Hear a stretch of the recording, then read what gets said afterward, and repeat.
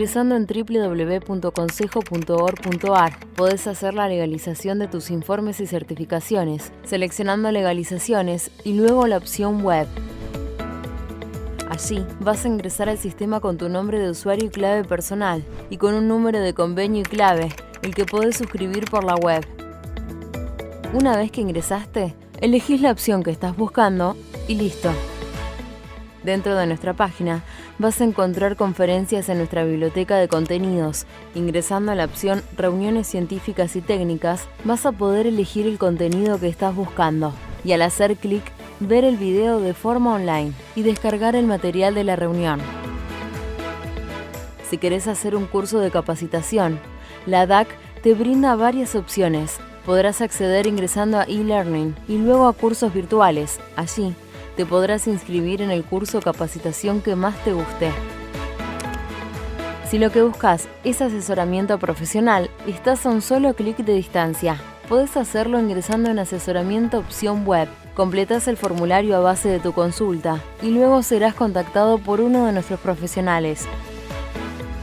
Uno más de nuestros servicios es el sello editorial Edicon, y ahí podés encontrar todas las publicaciones y colaboraciones técnicas. Además, ingresando a nuestro menú Servicios, Consejo Salud,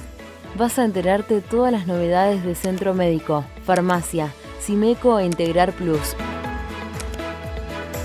Estos y muchos temas más están disponibles en nuestra web www.consejo.org.ar. Envíanos tu consulta a consejoescucha@consejo.org.ar o llama al 5365 8950 y un colaborador se estará comunicando con vos. Te acompañamos sin que te muevas de tu casa. Consejo 75 años. Gestión y futuro.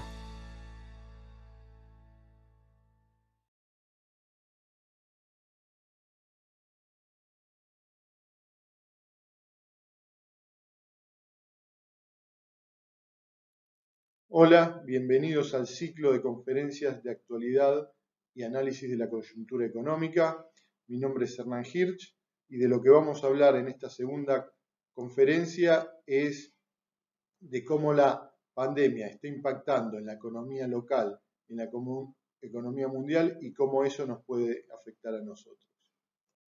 Teniendo eso en cuenta, a nuestra presentación la vamos a dividir en 4 partes. La primera parte la vamos a dedicar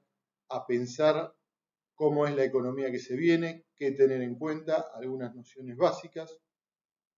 La segunda parte la vamos a dedicar al mundo, a las 3 olas que hay en el mundo y lo que es un escenario de lenta recuperación. La tercera ya nos vamos a meter en la economía local y en la necesidad de un pacto social para salir lo más ordenadamente de esta crisis. Y la cuarta parte la vamos a dedicar ya para las conclusiones.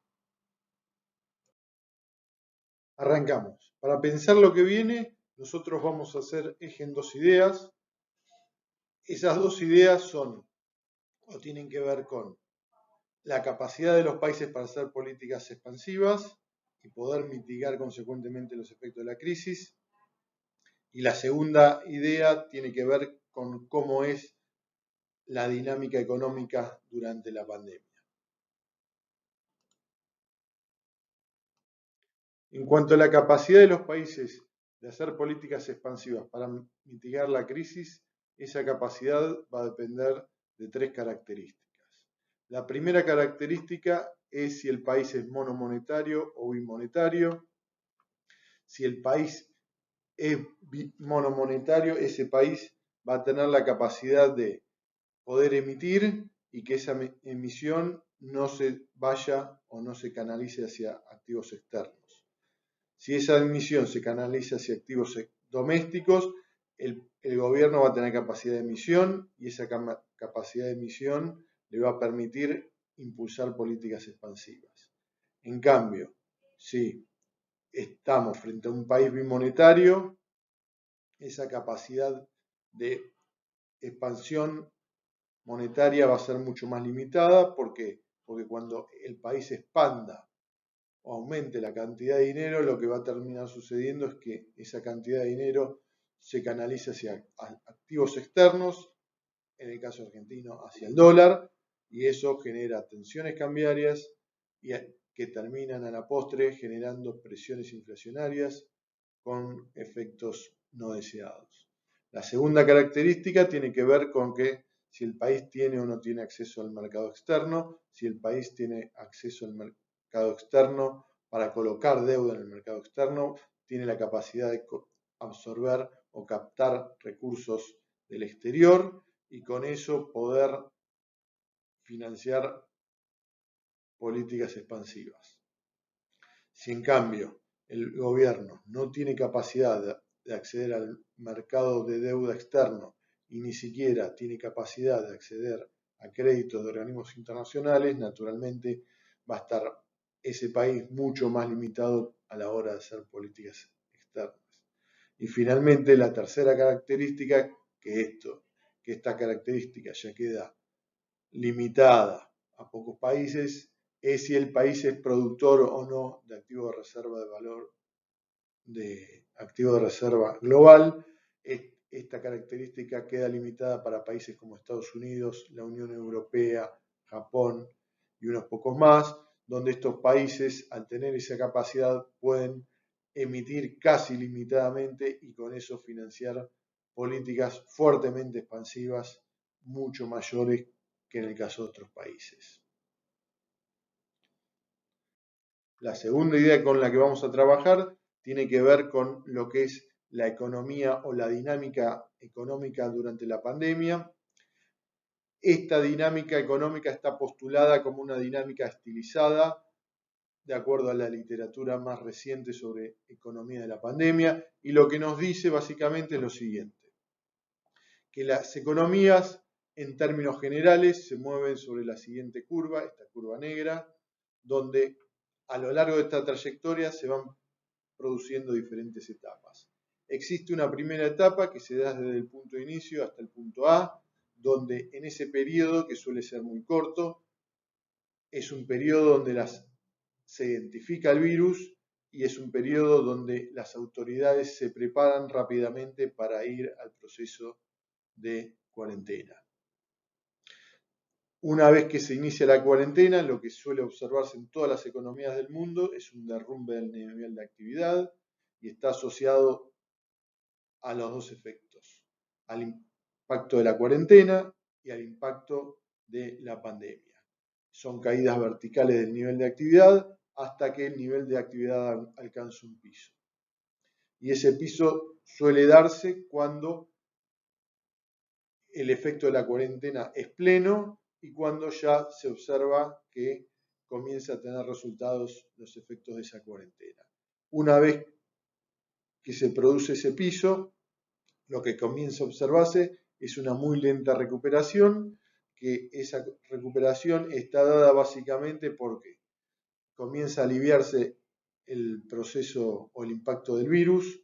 comienza a ser contenida la pandemia y al mismo tiempo lo que son las familias y las empresas comienzan a operar y a acostumbrarse a trabajar en lo que es esta economía de la pandemia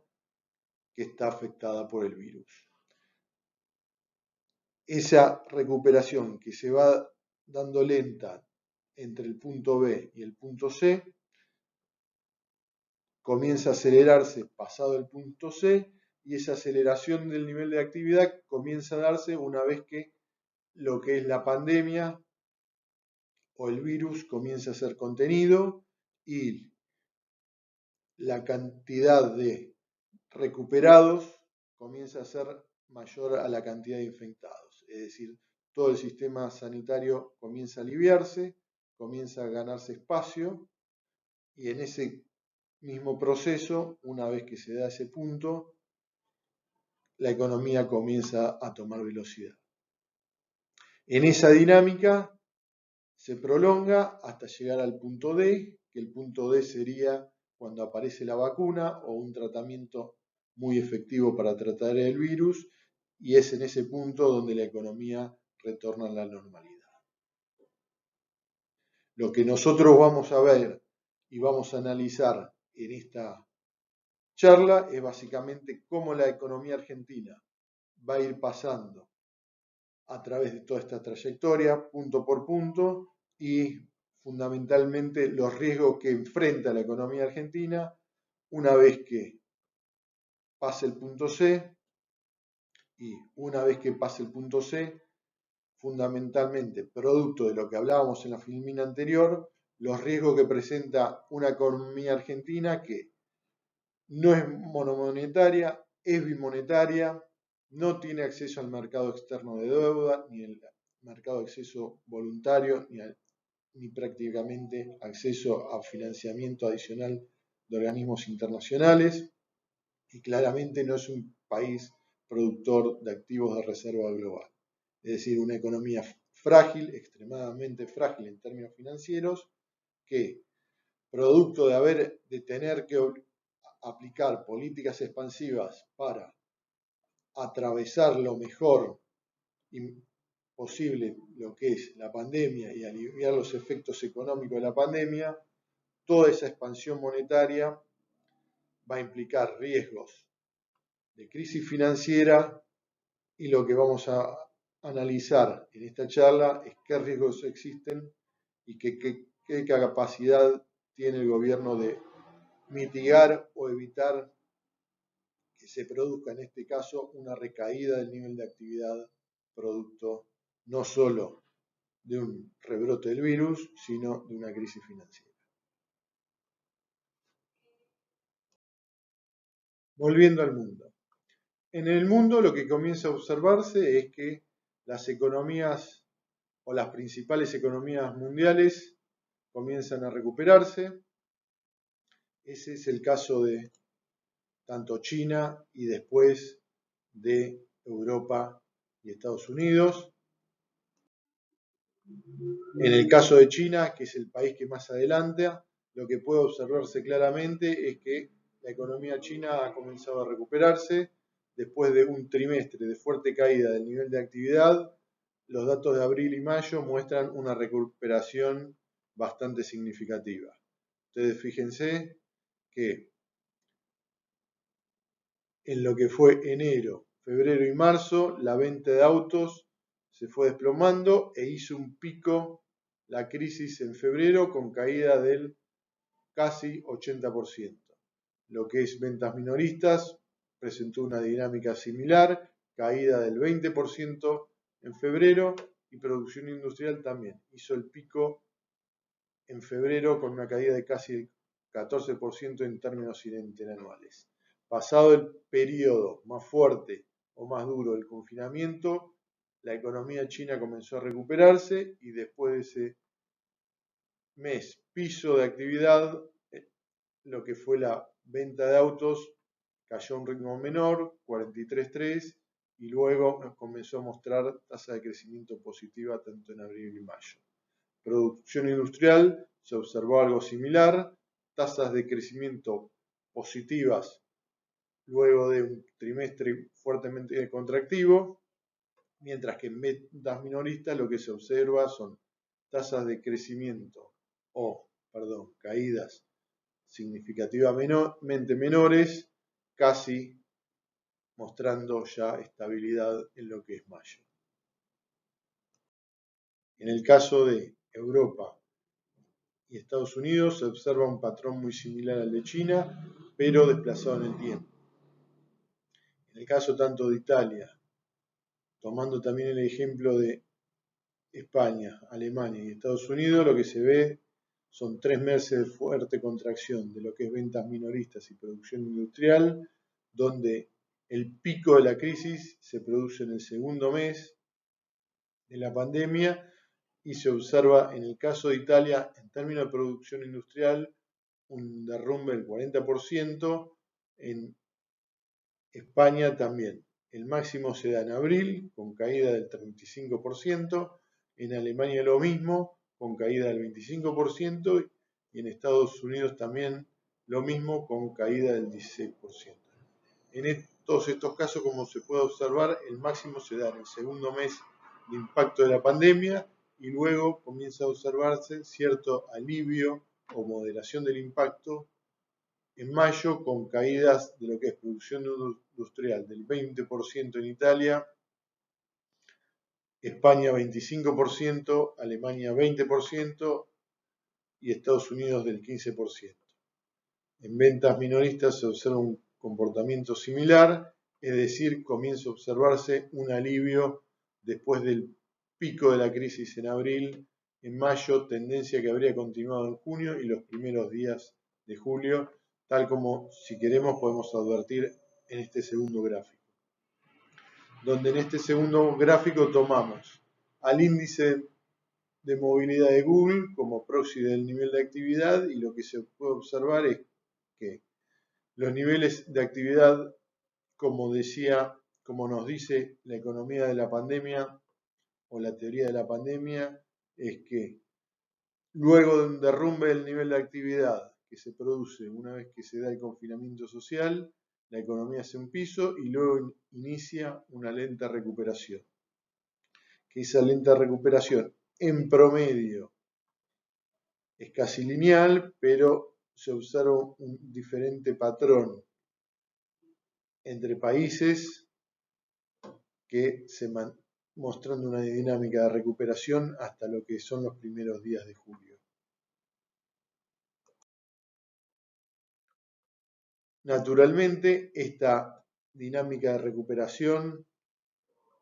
está siendo ayudada por lo que son las políticas expansivas y la capacidad de hacer políticas expansivas de los países desarrollados.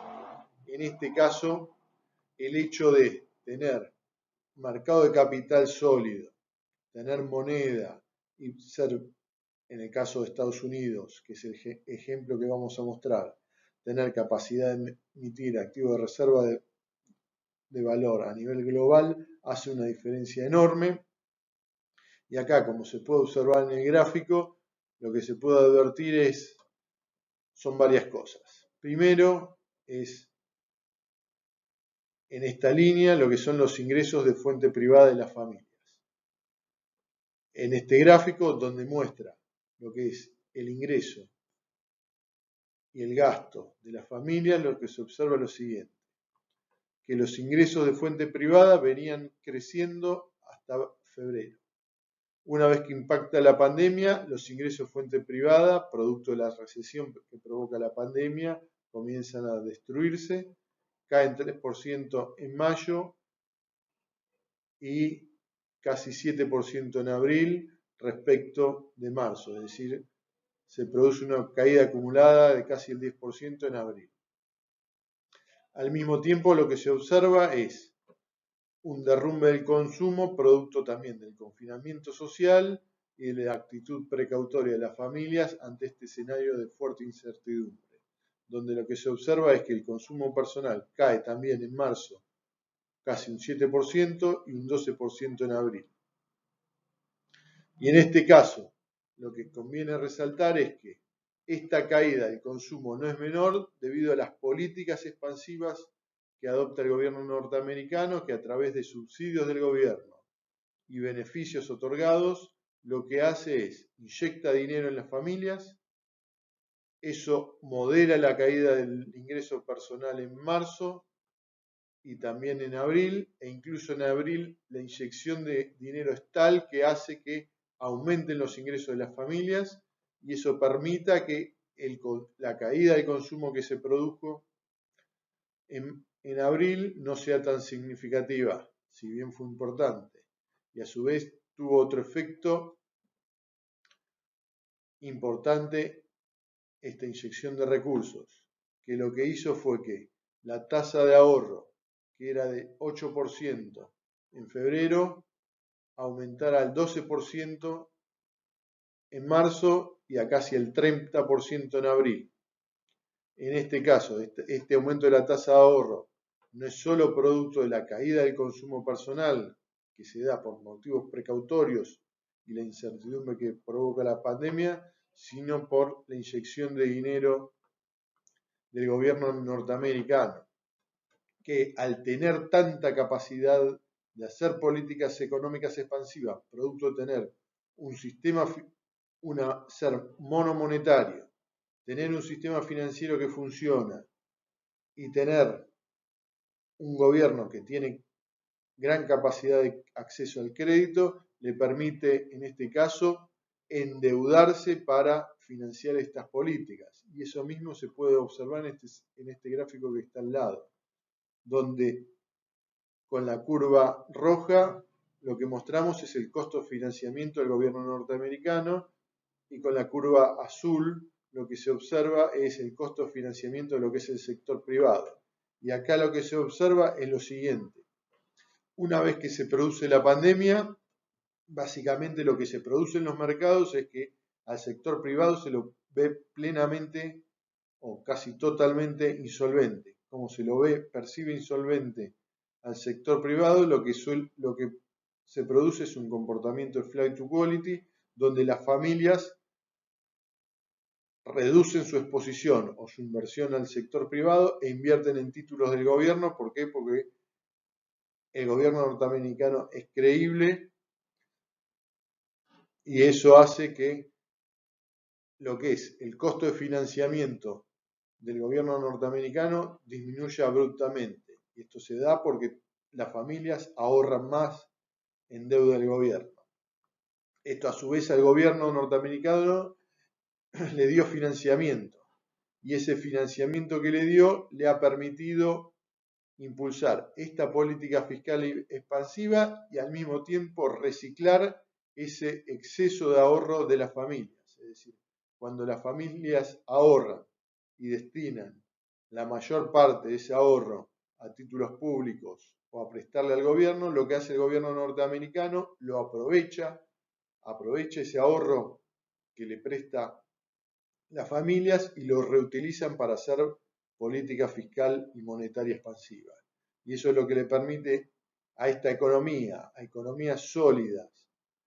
que son monomonetarias, con capacidad de acceso a financiamiento, impulsar políticas y financiar políticas fuertemente expansivas y lograr aliviar los efectos de la recesión en la economía norteamericana. En este marco, tomando las proyecciones del fondo, lo que nosotros prevemos es un comportamiento de recuperación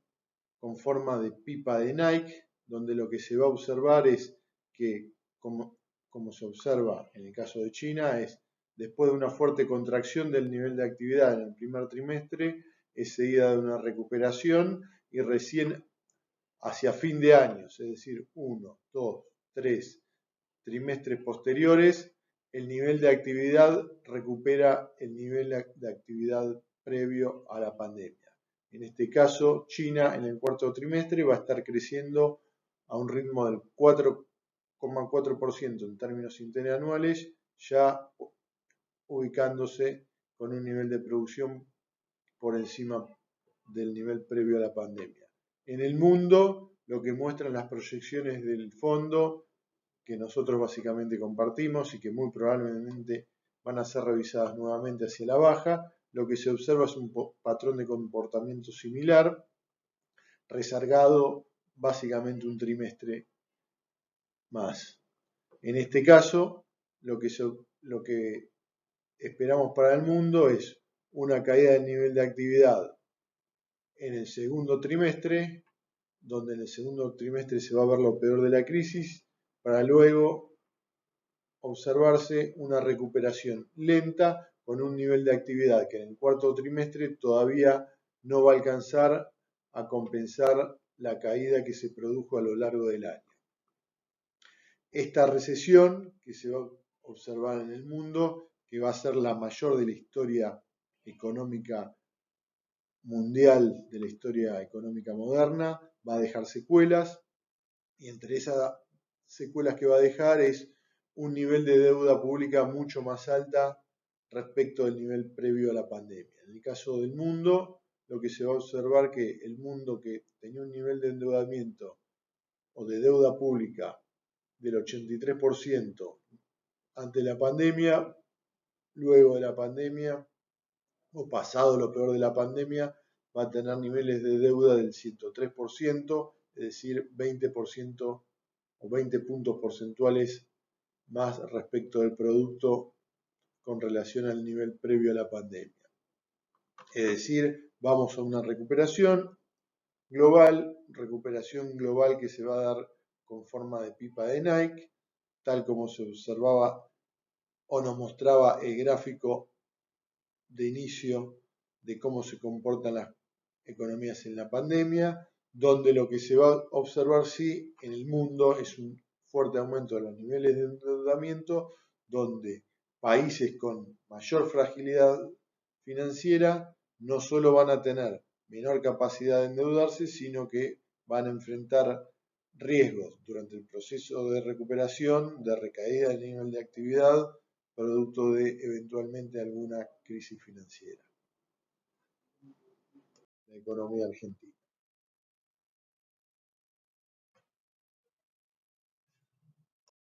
Aquí conviene repasar de dónde venimos para ver hacia dónde vamos.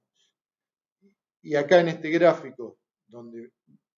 mostramos la evolución del nivel de actividad, lo que puede observarse es cómo esta economía va quedando destartalada hasta llegar la pandemia. Lo primero que muestra este gráfico son los 2 años de recesión, donde esta recesión para muchos se inicia con el famoso 28D, cuando con el cambio de metas de inflación, el gobierno anterior pierde el uso de la política monetaria, que es este punto. A eso le sigue una economía que luego de perder la política monetaria, con el deterioro del contexto internacional y la menor liquidez externa, sufre un sudden stop, una pérdida abrupta del financiamiento externo, que eso ocurre en abril, donde, producto de la menor liquidez global, solo 2 países quedan sin financiamiento externo, que son Turquía y Argentina, y acá la economía local comienza a destartalarse. Luego sigue una recesión, una profundización de la recesión, que termina con el fondo. Y ahí el gobierno comienza a usar el crédito externo, pero el crédito externo del fondo. Comienza a pasar el tiempo y ese crédito externo comienza a usarse y, de nuevo, comienzan a utilizarse todas las herramientas de política económica. Las LELIC, las LEVAC se convierten en LELIC, pasa el tiempo hasta que llegamos a agosto, con el deterioro de la confianza que producen las PASO, se produce un nuevo proceso de dolarización que termina detonando una decisión importante del gobierno anterior, que fue el reperfilamiento de las LETES tanto en pesos como en dólares, con lo cual esta economía sigue destartalándose, pierde un nuevo instrumento de política económica y la crisis va profundizándose. En septiembre, de nuevo, el gobierno, ante la salida de capitales, la aceleración de salida de capitales y la aceleración de dolarización, se ve obligado a impulsar un cepo cambiario y al mismo tiempo se termina de agotar lo que es el uso del crédito del fondo, cuando ya se habían usado 44.000 millones de dólares. En ese contexto es donde impacta la pandemia y donde la pandemia recibe a la economía totalmente destartalada, habiendo perdido lo que era, lo poco que había de política monetaria en diciembre, en agosto el crédito externo, crédito voluntario externo, en agosto del 2018, a lo largo del 2018 y 2019 lo que es el crédito externo del fondo, también en agosto y septiembre el poco mercado local de deuda con el reperfilamiento de las letras en pesos y en dólares, y finalmente habiendo usado ya el cepo o el control de cambios para evitar un proceso, para amortiguar el proceso de dolarización sobre el nivel de actividad económica. Es decir, una economía que va perdiendo o que perdió casi la totalidad de los instrumentos de política económica, que llega destartalada al momento de la pandemia. Naturalmente, la pandemia no tuvo efectos neutros sobre el nivel de actividad económica local, provocó una caída, como se observa en todo el mundo, del nivel de actividad y como mostrábamos en el gráfico de adelante, vertical del PBI local, donde en lo que fue en marzo la economía cae un 10% respecto de abril, en abril cae un 18% respecto de marzo y recién en mayo comienza a observarse una recuperación y abril pasa a ser lo que es el piso del nivel de actividad. Piso del nivel de actividad que nosotros creemos que va a ser el piso de la pandemia y que a partir de mayo comenzará o se iniciará una recuperación que va a ser mucho más lenta respecto de la velocidad de la caída y que lo que es para el año es probable que estemos viendo una caída del nivel de actividad en torno del 12%.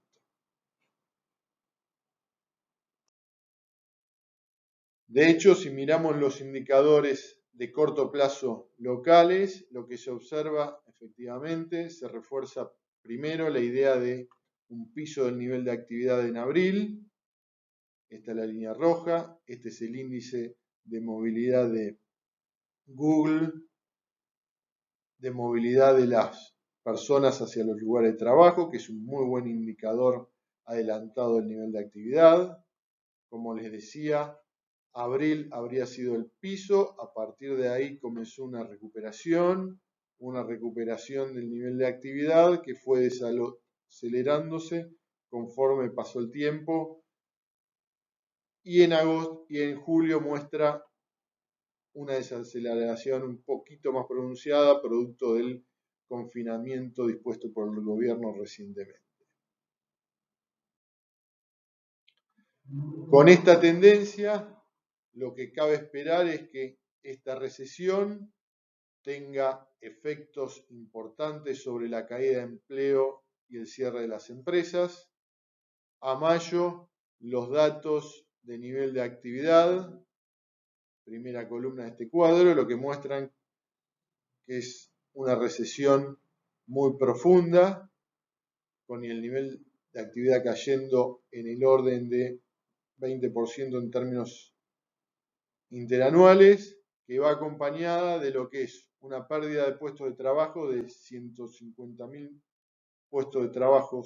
por mes, un cierre de empresas que en los últimos 2 meses fue de 8.000 empresas, de acuerdo a datos de AFIP, y eso a pesar de un conjunto de políticas monetarias y fiscales expansivas, que en el caso del fisco, eso hizo que el gobierno nacional tuviera que emitir a razón de casi 300.000 millones de pesos por mes, en lo que va de abril, mayo y junio. Es decir, a pesar de ese esfuerzo enorme del gobierno, lo que hay una caída monumental del nivel de actividad, con cierre de empresas y fuerte caída del nivel de empleo. Esto es nivel de empleo formal privado. Naturalmente, en un escenario donde cabe esperar que el nivel de actividad siga ubicándose niveles muy por debajo de los del mismo periodo del año pasado, lo que es muy probable que ocurra en los próximos meses es que siga habiendo caída del nivel de empleo y más cierre de empresas. En este caso, en un ejercicio muy simple, lo que hacemos es simular una caída del nivel de empleo al ritmo de los 2 meses previos, de abril y mayo, lo mismo para lo que es cierre de empresas,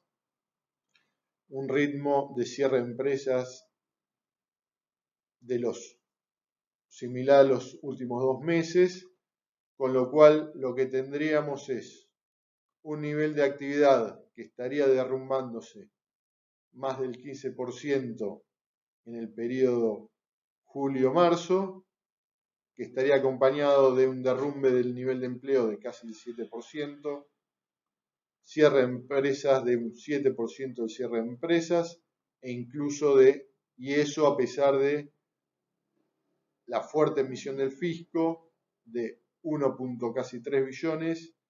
de haber emitido para financiar el fisco, para financiar el déficit fiscal y las políticas expansivas, por el equivalente del 66% de la base monetaria. Naturalmente, esta situación no es sostenible en el tiempo y esta situación impone hacer algo al gobierno.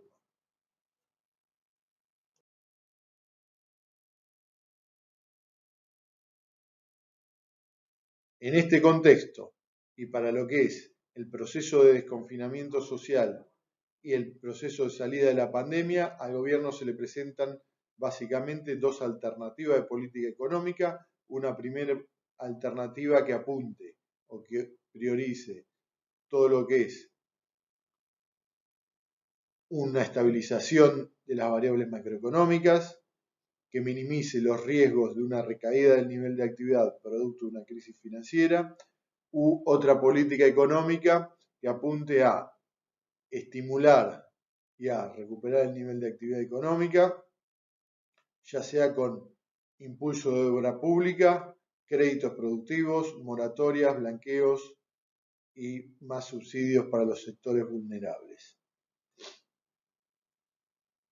Acá y aquí las señales de política económica hoy apuntan a que el gobierno se va a inclinar por políticas fiscales y monetarias expansivas, es decir,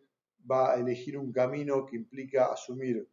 un riesgo mayor de inestabilidad macroeconómica, donde esa inestabilidad macroeconómica a su vez también genera un mayor riesgo de recaída para lo que es el escenario de salida de la pandemia.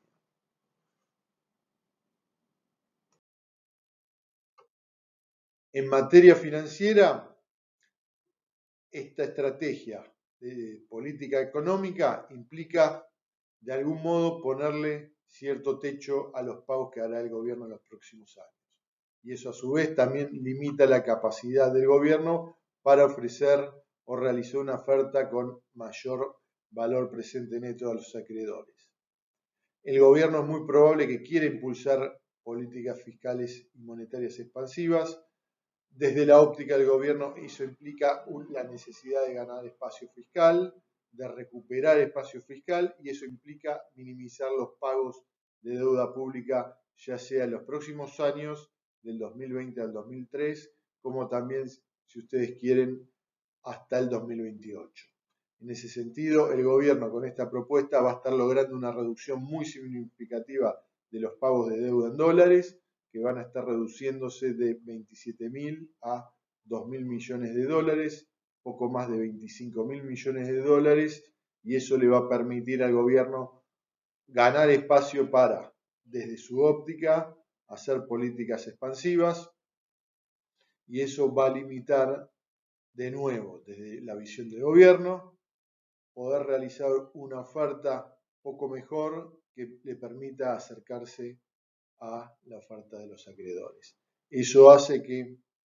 para lo que es el escenario de la pandemia, la posibilidad de que haya un acuerdo con la totalidad de los acreedores en el tramo externo no sea tan alta, y es probable que veamos un canje de deuda que termine con holdouts, es decir, donde no se logre reestructurar la totalidad de los bonos y queden algunos títulos públicos en default después de la pandemia.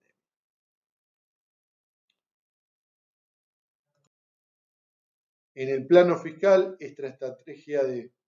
política económica implica impulsar políticas expansivas, e impulsar políticas expansivas, ya sea de gasto público, va a hacer que el déficit primario siga siendo elevado en lo que resta del año. Para tener una idea de cómo fue el déficit primario y la política fiscal los primeros 6 meses, lo que se observa en este gráfico es el comportamiento de los ingresos, el gasto primario y el resultado primario. En este caso, el gobierno fue adoptando una política fiscal fuertemente expansiva en lo que fueron los primeros 6 meses del año, con el gasto público creciendo en el orden del 70% en términos interanuales en los primeros 4 meses del año, casi se duplica en mayo, crece a un ritmo del 97% en términos interanuales y del 73% en términos interanuales en junio. Eso determinó para lo que es el primer semestre un desequilibrio primario de 900.000 millones de pesos, que implicó un fuertísimo deterioro respecto del año pasado, que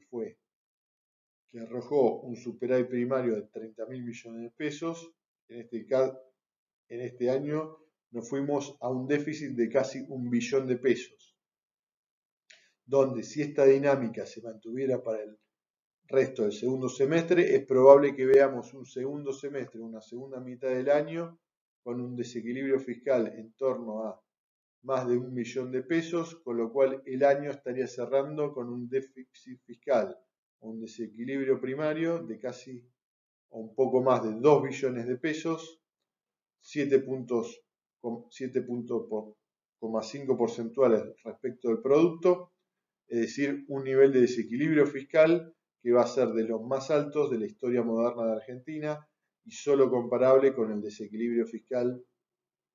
que se produjo en el Rodrigazo. Es decir, vamos hacia niveles de desequilibrio fiscales difíciles de financiar en términos históricos. En el plano monetario, las señales de política económica también apuntan a continuidad de una política monetaria fuertemente expansiva, tal como se vio en los primeros 7 meses del año. Y eso básicamente producto de lo que es la dominancia fiscal, es decir, la necesidad de emitir pesos que tiene el Banco Central para financiar el agujero fiscal del gobierno nacional. En este caso, viendo lo que ocurrió en los primeros 7 meses del año, lo que tenemos es que el Banco Central tuvo que emitir 1,3 billones de pesos para financiar al fisco. Y esa emisión monetaria para financiar el fisco claramente no fue neutral, tanto sobre lo que es el mercado monetario como el mercado cambiario. Lo que se observó es que, dada la decisión del Banco Central de evitar una devaluación del tipo de cambio oficial, lo que se terminó provocando es que esa cantidad de dinero, ese excedente monetario que emitió el Banco Central, se terminara canalizando hacia otros mercados. Y en este caso se tradujo en una mayor presión sobre la brecha cambiaria, donde el contado con liquidación cerró a mediados de julio en torno a $120, 120 pesos por dólar, con una brecha que se mantuvo en el orden del 60, 70 y hasta 80% respecto del oficial. Y esto claramente a su vez también tuvo otros efectos no deseados en términos cascadas, que hizo que, a pesar de que el superávit comercial del balance comercial sea fuertemente positivo y alcanzara niveles de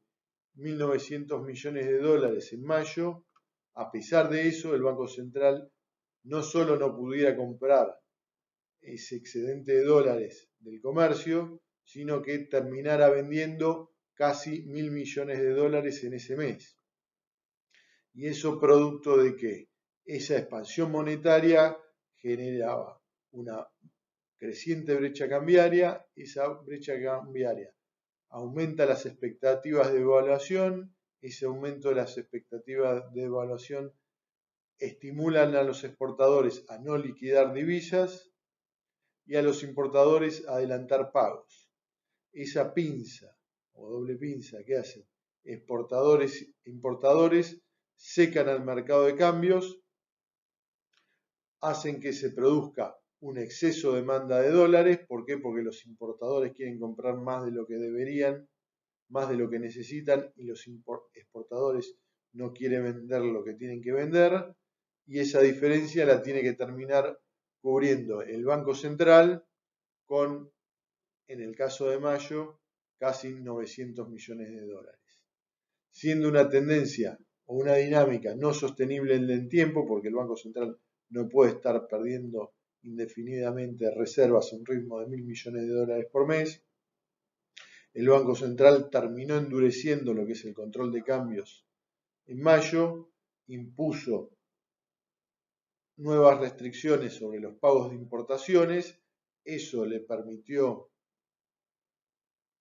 recuperar una posición compradora en el mercado de cambios, le permitió acumular reservas por casi 900 millones de dólares en junio, pero de nuevo, esta decisión de restringir los pagos de importaciones genera de nuevo efectos cascadas no deseados, tanto sobre lo que es nivel de actividad y todo lo que es el proceso productivo, porque las empresas no pueden hacerse de insumos importados, y eso de nuevo lleva a otra dinámica que no es sostenible en el tiempo, que pasado días, semanas, tuvo que revertirse. El Banco Central se vio obligado a flexibilizar el control de cambios y de nuevo volvió a perder reservas en los que es los primeros días de julio. En este caso se observa una pérdida de reserva de 330 millones de dólares. El riesgo de continuidad de este mix de política fiscal y monetaria expansiva es que genere desequilibrios fiscales y monetarios que desemboquen en una crisis cambiaria no deseada por el gobierno. En este caso, acá lo que graficamos es básicamente lo que va a ser, a nuestro entender, el centro de batalla de los próximos meses de lo que es la política económica. En este caso, acá lo que estamos graficando es el stock de reservas en línea azul, el stock de reservas netas líquidas del Banco Central y con línea de barras rojas lo que son las compras o ventas de dólares en el mercado de cambios para mantener el tipo de cambio oficial en niveles deseados por la autoridad monetaria.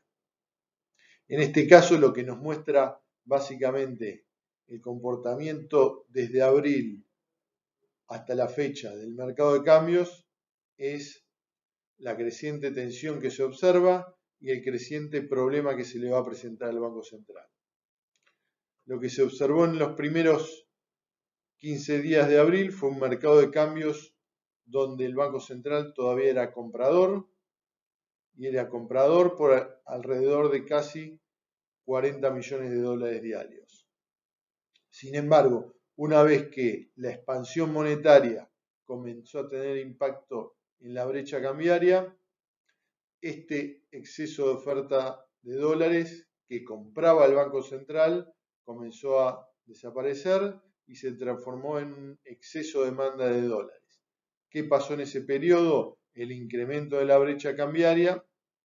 hizo que, como decíamos antes, los exportadores dejaran de liquidar y los importadores trataran de acelerar pagos, dada la expectativa de un aumento del tipo de cambio. Esa dinámica, después de abril, comenzó a profundizarse en mayo, con ya en lo que es en la segunda parte de mayo, con el Banco Central teniendo que poner o cubrir un exceso de demanda de dólares de casi 100 millones de dólares por día durante casi 20 días. Mantener esta dinámica de pérdida de reservas, como dijimos antes, es insostenible. Acá en línea azul tienen lo que es el stock de reservas netas líquidas del Banco Central, que a mediados de abril, se ubicaban en 6.600 millones de dólares, con la pérdida de reservas que implicó todo este ritmo de venta de dólares, fue disminuyendo hasta alcanzar 3.700 millones de dólares hacia fines de mayo. Naturalmente, un ritmo de pérdida de reservas de dólares del Banco Central de casi 100 millones por día es insostenible y el Banco Central, como no estaba dispuesto a devaluar el tipo de cambio oficial por los efectos que eso iba a tener sobre el nivel de actividad y la inestabilidad monetaria y de precios, lo que hizo fue endurecer el control de cambios. Prohibió a los importadores realizar pagos al exterior. Eso le permitió al Banco Central durante unos días recuperar reservas. Sin embargo, como dijimos antes, una economía no puede funcionar sin importaciones. Esa decisión de política económica, esa traba a las importaciones es insostenible en el tiempo y pasados unos días el Banco Central de nuevo se vio obligado a flexibilizar esta restricción y pasó de nuevo a perder reservas en los días subsiguientes. Después de la flexibilización, el Banco Central comenzó a perder 20 millones de dólares por día, con lo cual la dinámica de reservas nuevamente ingresó en una dinámica que no es sostenible en el tiempo. Con 4.000 millones de dólares y 20 millones de dólares de pérdida por día es sostenible. Acá el interrogante es si con más expansión monetaria, probablemente más brecha, esta situación puede mantenerse y cuánto en el tiempo. El segundo riesgo de este mix de política fiscal y monetaria fuertemente expansiva está dado por la capacidad que tiene o que no tiene el sistema financiero para absorber toda la emisión monetaria de origen fiscal. Si vemos lo que sucedió en el segundo trimestre, nos va a dejar algunas lecciones para lo que puede ocurrir hacia adelante, en lo que es el tercer trimestre y lo que es el resto del año. Lo que nos muestra el segundo trimestre es que la necesidad de emisión del Banco Central de pesos para financiar al fisco fue de 860.000 millones de pesos. Y el Banco Central, como no come vidrio, lo que hizo fue absorber gran parte de esa expansión monetaria, para evitar que esa expansión monetaria no tuviera efectos mayores sobre la brecha cambiaria y no generara una mayor desestabilización en el mercado de cambios. Para absorber esa mayor o esa fuerte expansión monetaria, lo que hizo el Banco Central es, a lo largo del segundo trimestre, es emitir LELIQs y PASES, que son básicamente las LEBAC que emitía el gobierno anterior. Esa absorción de pesos vía LELIQ y PASES claramente no puede ser indefinida y depende también de la capacidad del sistema bancario de absorción de esa emisión de LELIQ y PASES. Y acá lo que nos muestra el balance del sistema bancario es que esa capacidad de absorción también tiene sus límites. Lo que ocurrió en el segundo trimestre es que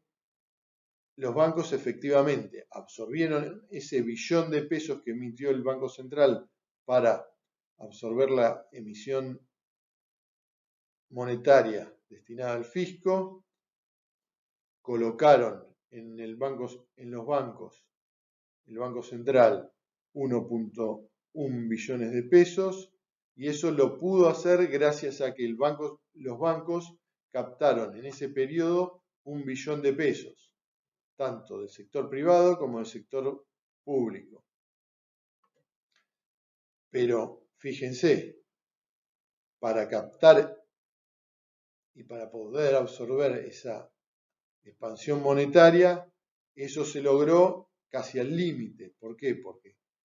la totalidad del incremento de los activos de los bancos se tuvo que destinar a absorber las LELIQ que emitía el Banco Central, y eso dejó escaso margen para que los bancos pudieran prestarle al sector privado y aliviar los efectos recesivos de la pandemia. En este caso, los préstamos al sector privado aumentaron un 14%. Y ese aumento se produjo gracias solo a que los bancos en ese periodo redujeron sus encajes, redujeron lo que depositan en pesos en el Banco Central. Es decir, lo que nos está mostrando esta filmina es que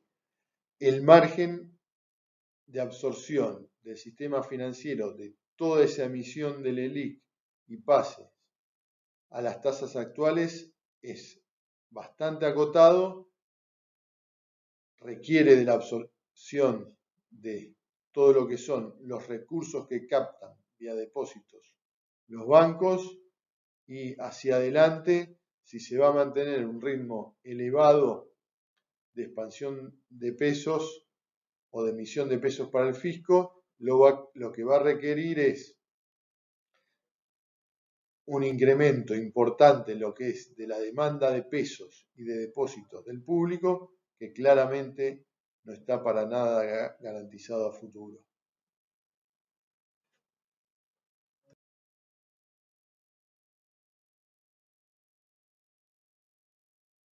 Con solo continuidad del desconfinamiento social, esta economía debería comenzar a recuperarse y lo más probable es que abril haya sido el piso del nivel de actividad económica. En el escenario más probable es que veamos una lenta recuperación, pero va a ser una recuperación partiendo de niveles muy bajos del nivel de actividad, con una economía que en promedio estará cayendo con relación al año anterior entre un 12 y un 13%, con un cuarto trimestre que se va a estar ubicando por debajo del mismo trimestre del año anterior, en torno al 7%. Esta salida o esta recuperación que acá se muestra en esta linita de puntos, lo que va a tener a su vez es un riesgo muy pronunciado de caída o de recaída, ya sea tanto en lo que resta del año como en el año próximo, donde el año próximo y lo que resta del año va a requerir una política económica que va a tener que lidiar con, como vimos, desequilibrios económicos, monetarios y financieros muy importantes, que eso va a implicar un gran desafío de política económica. En términos concretos, el año próximo impone ordenar la economía, y no solo ordenarla en el plano fiscal, sino también ordenarla en el plano financiero y monetario. En lo que respecta al plano fiscal, el desequilibrio primario de este año va a estar cerrando en torno a 7 u 8 puntos del producto. Esto implica un desequilibrio fiscal que es de los más altos en términos históricos y solo comparable con el desequilibrio fiscal del Rodrigazo. O sea que si el gobierno quiere ir hacia un escenario de mayor estabilidad cambiaria, estabilidad de precios y estabilidad macroeconómica, el desequilibrio fiscal va a tener que reducirse el año próximo. Y una reducción de esta magnitud va a implicar decisiones para nada amigables con la sociedad, con las familias y las empresas en términos de gasto público y de ingresos públicos. Acá, como vemos, el nivel de ingresos va a estar cerrando este año en niveles récords y los niveles de ingresos públicos van a estar cerrando en los niveles más bajos de hace más de una década. Es decir, por delante tenemos algún nivel de recorte de gastos y algún nivel de incremento de la presión tributaria, muy probablemente. En lo que es el plano financiero, este año, de acuerdo a nuestras proyecciones, el stock de pasivos remunerados del Banco Central se va a estar ubicando en casi 3 billones de pesos a precios de hoy. Es decir, se va a estar ubicando en niveles, como pueden observar en este gráfico, similares a los cuales en la gestión de Macri comenzó a detonar la corrida cambiaria. O sea, digamos, el nivel de pasivos remunerados del Banco Central se va a estar ubicando en niveles altos y en niveles que de arranque van a estar implicando una expansión monetaria en torno al 50% de la base monetaria. Y eso implica de por sí un riesgo de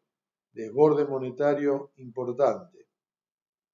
Y lo que es en el plano monetario, en este gráfico como se ve, el ritmo de expansión de dinero este año va a ser muy elevado. Muy probablemente con control de cambios y con un endurecimiento del control de cambios, este ritmo de crecimiento de la cantidad de dinero pueda sostenerse en el corto plazo, más aún con la pandemia que hace que la gente termine absorbiendo o demandando más dinero. Sin embargo, mantener este ritmo de crecimiento de la cantidad de dinero en el tiempo y que ese ritmo de crecimiento sea consistente con niveles más bajos de inflación y de estabilidad cambiaria es cada vez más improbable. Por lo tanto, desde este plano también se van a tener que tomar decisiones y decisiones que van a implicar una política monetaria que sea consistente con la política financiera del Banco Central y la política fiscal del gobierno.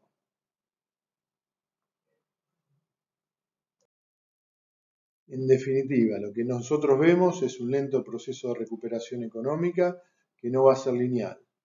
y que va a estar obedeciendo fundamentalmente al actual proceso de desconfinamiento social. Sin embargo, conforme avance este proceso de recuperación económica, también irá aumentando el riesgo de recaída del nivel de actividad. Y ese riesgo va a ser creciente, va a estar obedeciendo fundamentalmente a los elevados desequilibrios macroeconómicos y financieros que tiene la economía, tal como vimos a lo largo de la presentación. En este contexto, lo que cabe esperar es un gobierno que en el corto plazo va a seguir impulsando políticas activas y al mismo tiempo va a estar imponiendo regulaciones y restricciones para evitar que estos desequilibrios terminen manifestándose y generen episodios de inestabilidad cambiaria y monetaria. Es decir, vamos a un escenario complejo, con riesgos de recaída elevados, donde va a haber que monitorear la macro mes a mes y estar atentos. Este es nuestro escenario base hoy. Muchas gracias por haber compartido esta presentación. Nos vemos el mes que viene.